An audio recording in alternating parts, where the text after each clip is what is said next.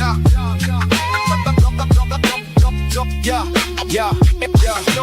2026 and the link is feeling cold. Last year is done, new story getting told.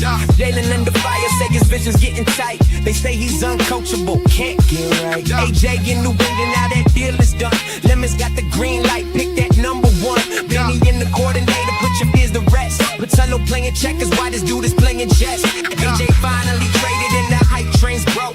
Rabel's back to coaching and Rosini's catching smoke. 10 toes down with the Eagles on the scene. Ain't no time for fakers cause your boy is bleeding green. Sources leaking stories but you know it's all cap. Coach Marcus on the mic and he's shooting all facts. Search trending topics, information moving slow. Pro fan talk, always keep you in the know. Hit the bell, that's law. Break it down from the film to the box score raw.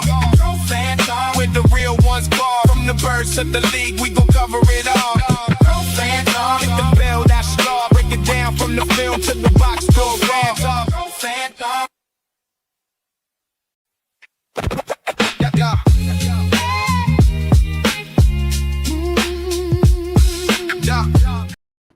I always forget that. I always forget to hit the button. What's going on, y'all? Welcome to Pro Fan Talk. We are here. As you can see, I forgot to change my background. I just recorded a video for episode 2 of Lanterns. So let me switch it up. Let's get back to the business at hand. And there we have it. It's all good in the hood. What's going on, good people? What's happening with you? What's up? What's up? What's up, Carlos? What's going on, folks? What's going on? Have some stuff on my mind today. We are going to get into the Philadelphia Eagles. We're gonna get into the Eagles. I wanted to touch on Shedeur Sanders situation, because that was, man, did they play him. It's not done. I'm not sure how good Deshaun Watson is going to be, but let me just say this. If the situations had been reversed, if Shedeur had practiced like Deshaun and vice versa, Shedeur would have been gone already. In my opinion, I think Todd Monken wants to start Shedeur. However, ownership is trying to get some value out of that $240 whatever $1 million contract that they were dumb enough to give him. But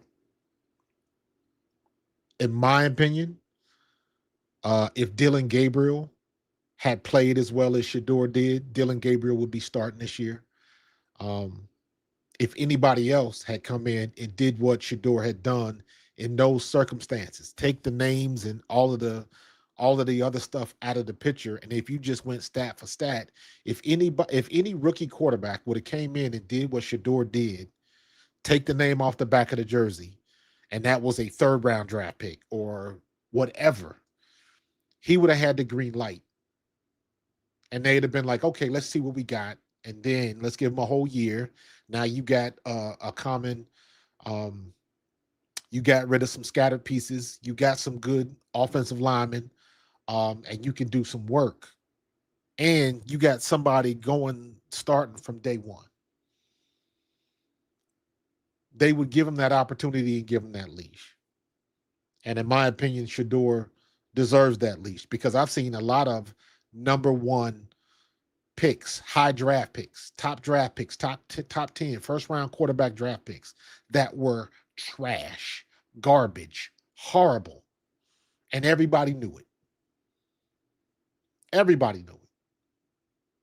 Now, has Shedeur been the best? Absolutely not. But you show me a rookie that's just gone. How many times as a rookie quarterback just took the lid off of it and not made any mistakes, not made no dumb throws, not thrown no picks? Doesn't happen too often. I tell it, and I always use this example. Go back and look at Troy Aikman's rookie year. Troy Aikman and Peyton Manning both broke records for interceptions. But they developed a quarterback. They knew they was going to have to take their lumps. So that's exactly what they did. They took their lumps and they kept it moving. So I feel bad for Shedeur, because it seems like every time he gets a little bit ahead, They pulled the rug out from under him. So now what you got to hope for is, and I don't even know if this is hoping you, but I think a lot of people are thinking like this. They are hoping that Deshaun Watson is just trash, where Todd Monken just doesn't have a choice. He got to go with Shedeur. I don't think Deshaun Watson is going to be that bad, but I still think Shedeur, his camp was better, and he deserved a starting job. And again, they just pulled the rug out from under him, and it's a shame because what's going to happen is, so let's just say Deshaun Watson plays good enough where they keep him in the whole year. You right back to square one with Shedeur, which means they played all of this stuff. They played all of these games, and ownership is going to get into the Arch Manning sweepstakes. That's exactly what's going to happen. Watch. If we're at like week 5 or 6, and Deshaun Watson is looking absolute garbage, and they're not going to go to Shedeur, that means the Cleveland Browns are tanking for Manning. That's what that means. They're tanking for Arch Manning. And the bad part of that is that means that Shedeur did all of this kind of stuff for nothing. He went through all of this stuff for nothing. The whole draft prospect, he shouldn't have been drafted in the 5th round or wherever it was. He was at the very least a late 2nd rounder, maybe in the 3rd round. You could argue if he was a 1st rounder, but I would argue if there were other quarterbacks, and we can get into the ists and the isms of it, because there's been other quarterbacks that were a hell of a lot worse than him that got that opportunity. So it's just a shame because for me, the worst thing you can do is waste somebody's time. That's the worst thing you can do, because time is the most valuable thing on this earth. Because once you give it, you can't get it back. And if he went through all of this, the training, to doing what he's supposed to do, and don't get it wrong, that's what he's supposed to do. But you do that and you work for your opportunities. And you want to put your best foot forward. And now you in another situation where you're waiting for somebody else to fail. You're waiting for Deshaun Watson to fail or get hurt. That's what it comes down to. And it's a shame that he's in this situation.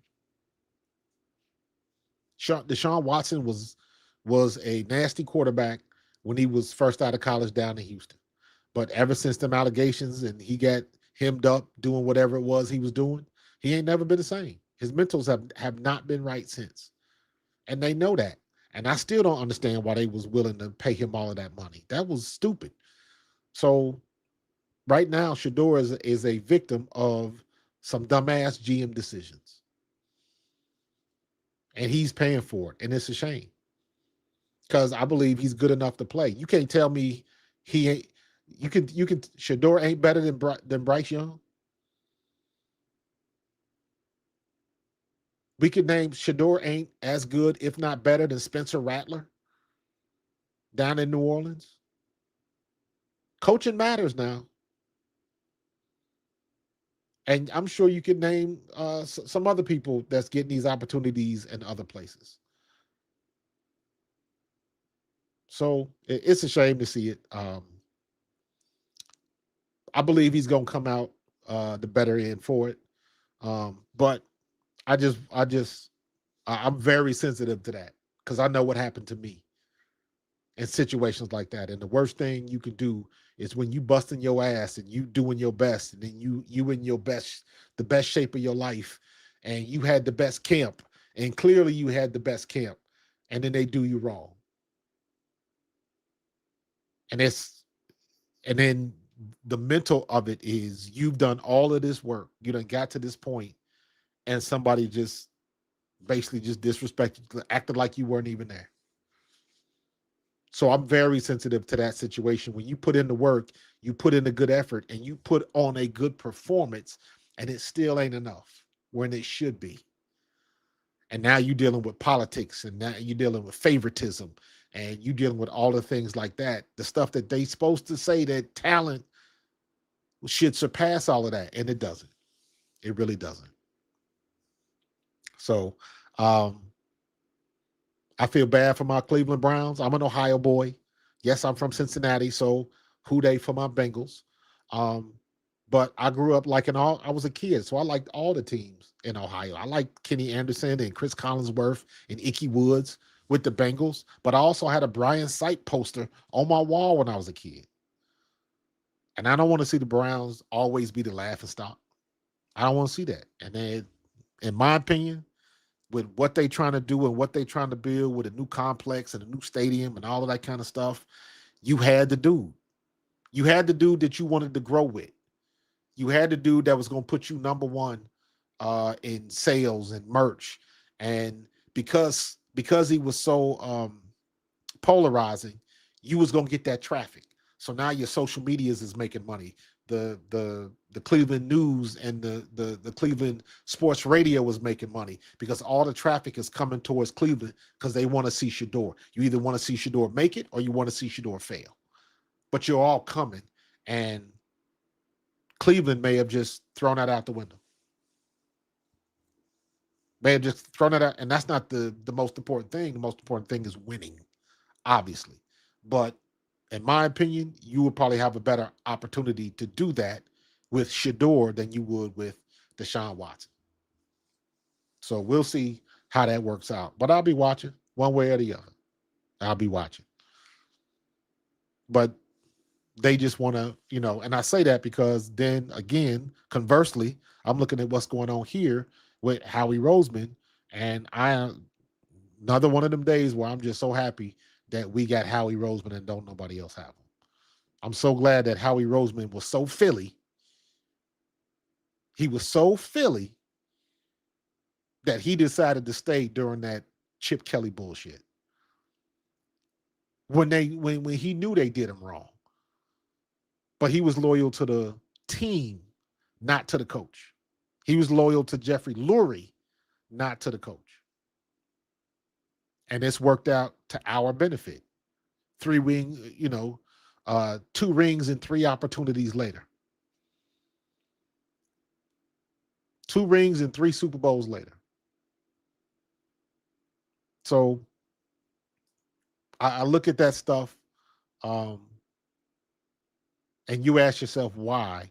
And I ask y'all know I say this all the time. When it comes to Howie Roseman, everybody put your hands up and just stand back. It's like when you was little and you go in your grandmama's kitchen when she cooking. Get up out of here. Don't bother me while I'm cooking. And that's what we are with Howie Roseman. Just put your hands up, back on up. Because I trust that he's going to get it done. Howie Roseman is like Kyle Schwarber right now. He's going to get a hit. And he's knocking it out of the park better than anybody else is. Cooper DeJean, Quinyon Mitchell, Jeremiah Trotter Jr., Zach Bond. All of those are home runs. N'Kobe Dean, that's a home run. Jordan Davis, Jalen Carter, home run. He's knocking it out of the park. Devontae Smith, that was a home run. A.J. Brown was a home run. People don't want to give him the credit for it, but A.J. Brown was a home run. Got us to a Super Bowl.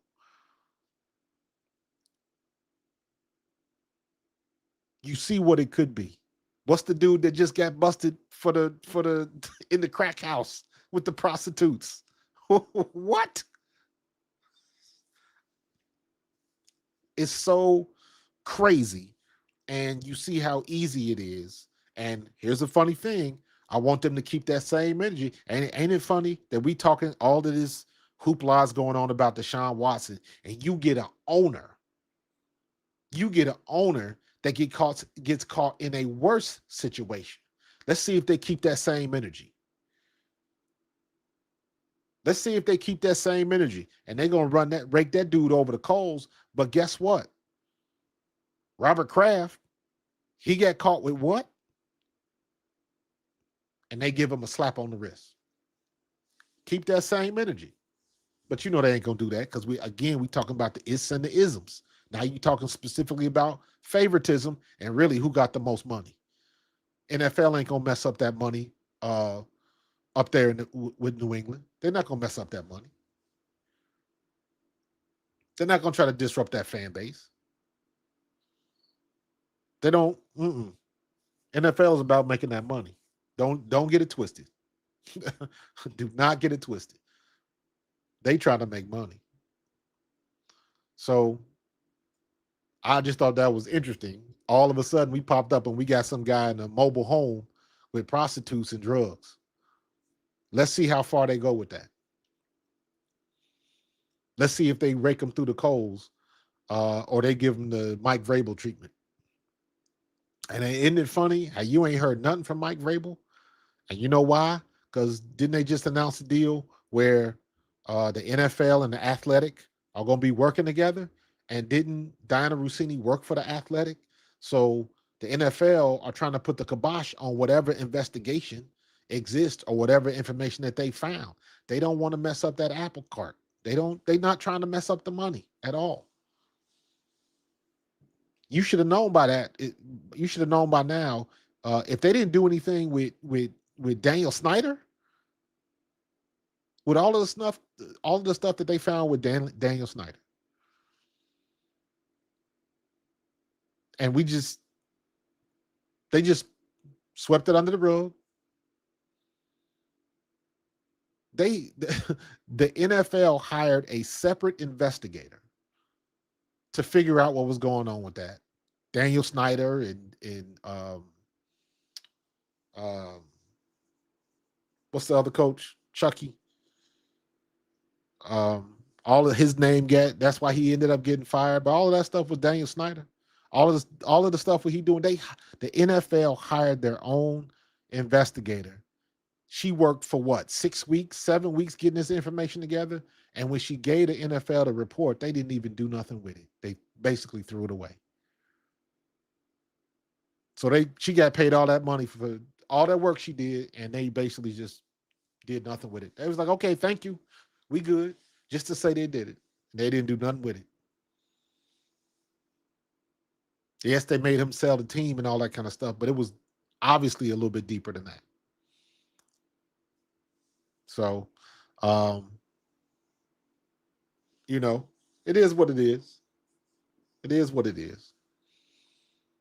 But we getting ready for Cincinnati this week. I will be at the game. If anybody's going to be down at the game, I will be on the field with the rest of the alumni. If you see me, holler at me. If you see me down there, holler at me. I might try to get down there early to do like maybe some tailgating. I don't know if that's going to happen, but I will try. But I will be on the field, walking around on the sideline, taking pictures and stuff like that. I will be doing that pregame. So I always get down there early so I can walk around, take pictures, shoot a little content.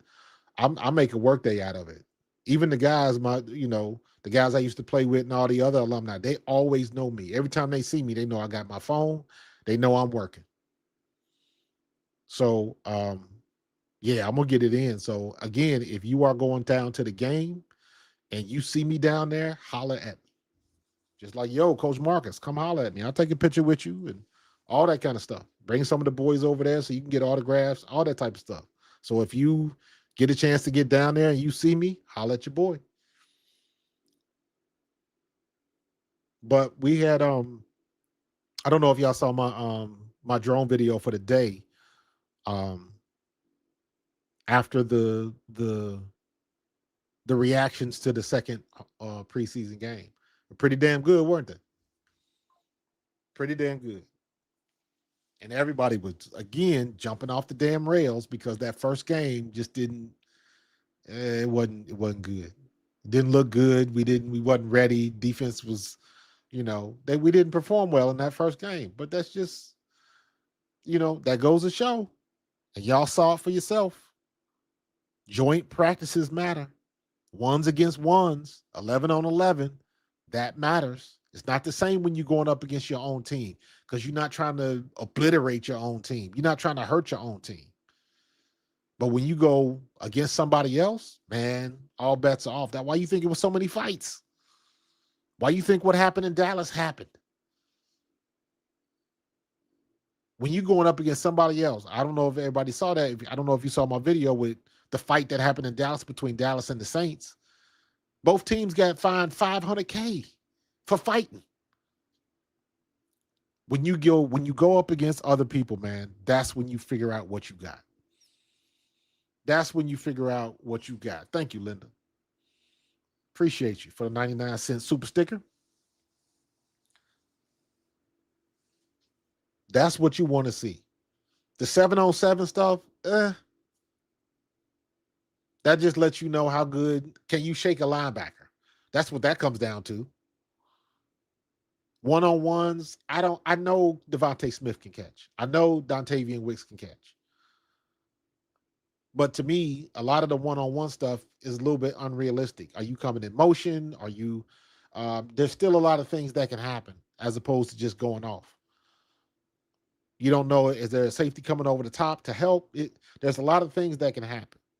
One-on-ones and 7-on-7s are ego trips. 7-on-7s, running backs versus linebackers. Running backs always do a dig. Can you shake somebody, run that option where it's up to you whether you go inside or outside, and you got to make the choice on what to do. But when you're in a game, spacing matters, cadence matter, where you are on the field matters. So one-on-ones and 7-on-7s is just a showcase for the linebackers and running backs to catch passes versus the DBs. 11-on-11 is the real deal. Full contact, 11-on-11. You got referees, and then the coaches call out down and distance. So you can have different scenarios. That's where you get the work in. That's what a joint practice is for. Again, why you think it was so many fights? Why you think it was so many fights at a joint practice? Because now you got ops. Now you're going against another team. All of that kind of stuff. A.J. Brown ain't going to play on Friday. Or, I'm sorry, the starters are not going to play on Friday against Cincinnati. You got to get your work done during the week and make it count. I'm happy to see, we'll probably see Mekhi Lemon some way, shape, or form. Because he needs the works, he needs the reps. So I would imagine we're going to see a lot of him against Cincinnati. So I'll be on the lookout for that. We got good things from our defensive line. Ty Robinson was a terror the last week. That's what we was kind of waiting on. I remember seeing him when he played against Colorado. He was wrecking shop then. But now that you want to see, will it transfer to the next level? We haven't seen what Eli Stowers can do yet. We just got rid of Johnny Wilson. So now, I mean, Eli Stowers is the draft pick. So, bro, you gotta put it together. You got to put it together. So can he hold a block and all of those things, all of them questions that we got, we gonna get the answers to real quick. Real quick. You know what? Sean Mannion, just looking at what we did, looking at some of the other games that played, the other preseason games, and you see what good play action can do and open up the middle of the field. You can see just sticking that arm out there, Jalen sticking that arm out and rolling back. It moves those linebackers so much. And then when the linebackers anticipate it, that's when you get into the chess match. And then you send somebody sitting that H-back right behind them linebackers because they off, going the opposite way about 5 yards, and you should have a whole open field over there. It's so many things that you can do when you can get the linebackers to move. And that's exactly what play action from under center will do. And you got to set that up because we have to do the zone read runs with Saquon outside the tackle. And the reason why I'm saying that is because I need a handoff where Jalen is like this. They need to see Jalen like this with his arm fully extended, handing the ball off. That will force the linebackers to move off their spots. That right there. Now, they don't know if Jalen gonna keep it, give it up, or boot out. But that's what you want. And I think we can make some things happen. So I'm with you. I'm Sean Mannion's stuff is tight. We already know it's tight. It's up to the offense to understand and get it and be snappy with it. That's what we're going through now. We're trying to get to the top of that learning curve so it's not so difficult. We got to get to the plateau so you come down and you got that information and it's flowing. You know what you're supposed to do on blitz. You know who got blitz pickup. You know if the safety inches up. You know all that stuff. Who's showing blitz? What are you going to do? Who's the hot? All of that type of stuff. Are you Roger? Are you Louis? What happens when we slide left or slide right? All of that type of information. That's what we're trying to figure out. It's tomato.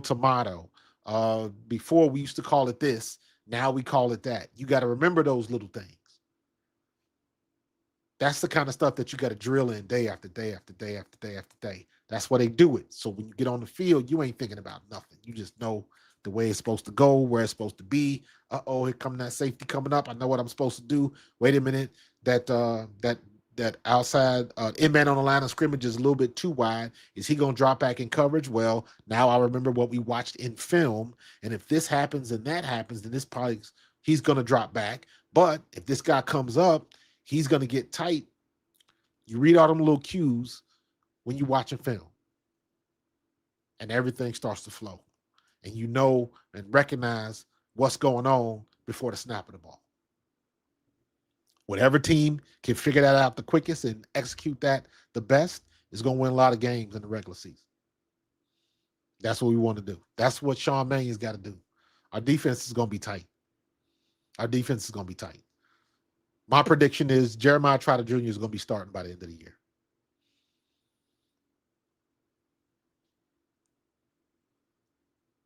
He's too good to be on the bench. So the pressure's on Jihad. Ball out, young fella. Ball out.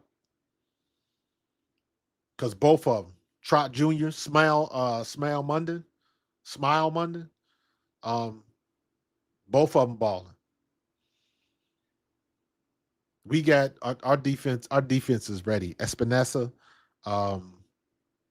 Jordan, Jalen, Jalix Hunt, and all of this. This is the beauty of it. Grenard can take his time and get healthy. I know we're trying to rush him to hurry up and get him back. I don't think there's a rush. I think our defensive line is solid without him. Wait till he comes back.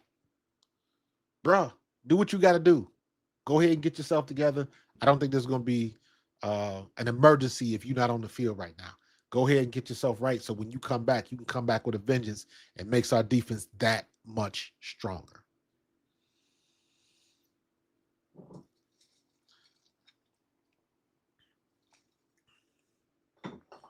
So if you, Linda, if you get to the game early, they might let you come down to ground level to not get on the field, but you can come down as far as you can come down in the stands before the game. You might be able to do that. So,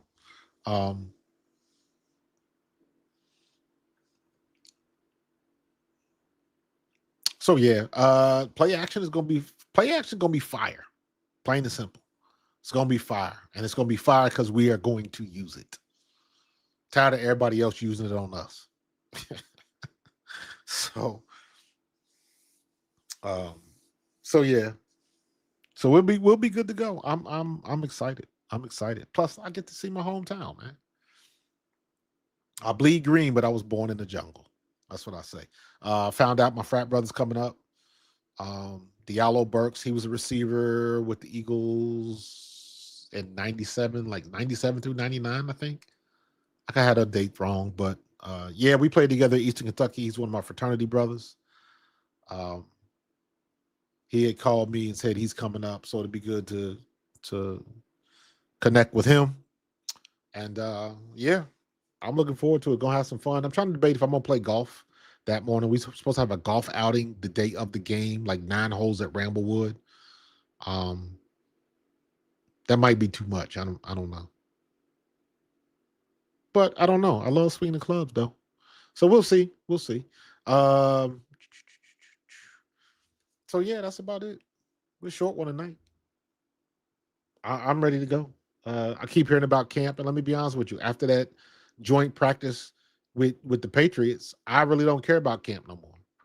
Because now we back to going up against ourselves. The only thing I want to know is, did anybody get hurt? Is anybody that was injured coming off of injury? Obviously, Mekhi Lemon. That's the only thing I really want to see. That's the only thing that matters to me. So I think we'll be good. I think we will have we'll have a good showing. We always have a good game. It'll be good because, Big Red's his old team, Andy Dalton, spent some good time in Cincinnati, all that type of good stuff. So it'll be fun to see. Can't wait. Cannot wait. I will be out there bright and early, walking the field. Really wish I could bring my drone with me, but I cannot. I will probably be out there a little bit earlier, walking around, see if I can get some, tailgating, maybe get some barbecue down there or something like that. I don't know, walk around a little bit, so it should be fun. I can't wait.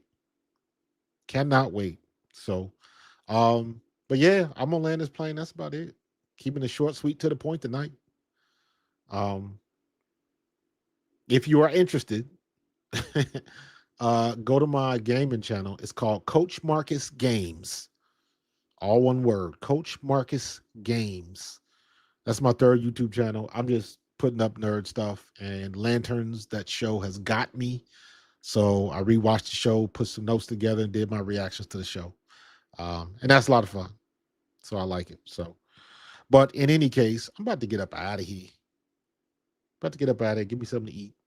Give me a snack before I go to bed. But all right, I will be back. Me and Tone will be back tomorrow at 8:30. Bald Eagles podcast. We're going to talk about this. And we're trying to figure out something for Thursday because I can't do pregame on Friday because I'm going to actually be down there. So if Tone does anything, I might try to call in or something. But I know I have a lot of problems trying to stream or do anything like a FaceTime or anything like that in that stadium.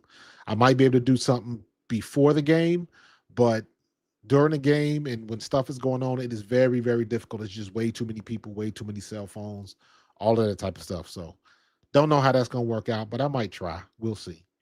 But in any case, again, if you are going to be down there, look for me. I don't know what color our shirt's going to be. Our shirts are going to be very similar to this. If you ever see a shirt with the Legends community, that's what that means. That means Eagles alumni. I don't know. It's a thing that the Eagles organization can't call us alumni because the NFL calls us alumni, and it's a weird thing. It's weird. I don't even know how to say it. So the NFL considers us alumni, but the individual organizations cannot use the word alumni. It can't be like, that's why, because I got one shirt from years ago that says Eagles alumni, and I was like, this is perfect. Like, don't nobody know what Legends community is. So, but we've been using it for the years now. So if you see some of the guys with this patch on their shirt, that means they are alumni. So just to let you know. So yeah, that's about it. I'm about to get up out of here and land this plane. Maybe I'll watch Lanterns again for the third time. All right, I'm gonna get up out of here, man. Listen, I appreciate y'all. Tell your people you love them while they're here, and I'll see you on the next one. I'll see y'all tomorrow with Tone on the Bald Eagles podcast. All right, peace. Go Birds.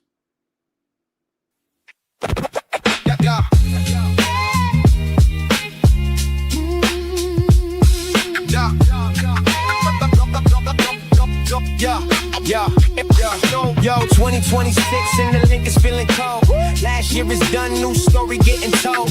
Jalen under fire, say his vision's getting tight. They say he's uncoachable, can't get right. AJ in New England, now that deal is done. Lemons got the green light, pick that number one. Benny in the coordinator, put your fears to rest. Patillo playing checkers, why this dude is playing chess. AJ finally traded and the hype train's broke. Bravel's back to coaching and Rosini's catching smoke. 10 toes down with the Eagles on the scene. Ain't no time for fakers cause your boy is bleeding green. Sources leaking stories but you know it's all cap. Coach Marcus on the mic and he's shooting all facts. Search trending topics, information moving slow. Pro fan talk, always keep you in the know. Hit the bell, that's law. Break it down from the film to the box score raw. With the real ones ball. From the birds to the league, we gon' cover it all. Hit the bell, that's law. Break it down from the film to the box score raw.